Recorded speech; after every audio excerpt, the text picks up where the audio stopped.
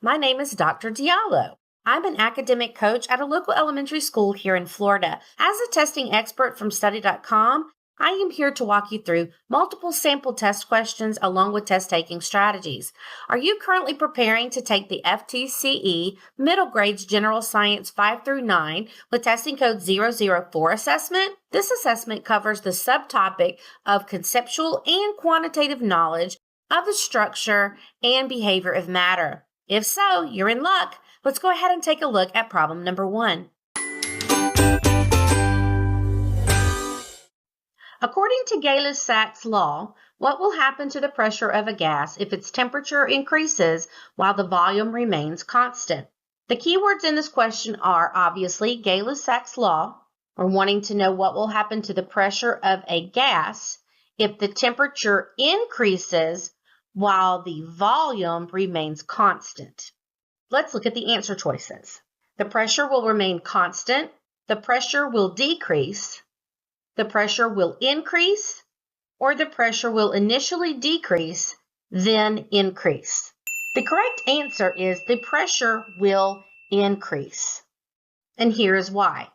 According to Gay-Lussac's law, the pressure of a gas is directly proportional to its absolute temperature when the volume is held constant.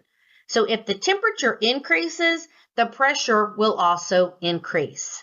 So again, we are looking back to what the Gay-Lussac's law actually says. Therefore, the pressure will increase is the correct answer. Which statement best describes the characteristics of elements? So again, we are wanting to know here, what is it that we know about elements? Elements are pure substances made up of two or more types of atoms. Elements are pure substances that can be separated into simpler substances by physical methods. Elements are pure substances that can be separated into simpler substances by chemical methods, or elements are pure substances made up of only one type of atom. It's important first to think about the definition of what an element actually is. Elements are pure substances that are made up of only one atom. That means they cannot be separated into simpler substances by either physical or chemical methods. The other options that are listed here are incorrect because each of these describe characteristics of compounds or mixtures and not elements. Therefore, elements of pure substances that are made up of only one type of atom is the correct answer. Which type of chemical reaction involves one element replacing another element in a compound? Well, in this question, we notice that they're referring to the chemical reaction that involves one element actually replacing another element in a compound. So we want to keep that in mind as we consider the answer choices. Decomposition.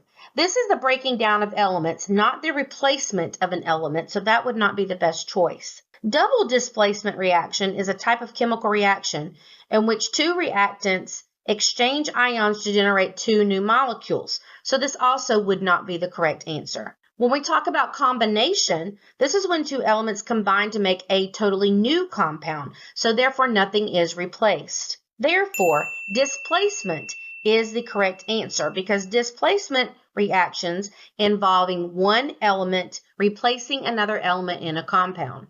Displacement is the correct answer.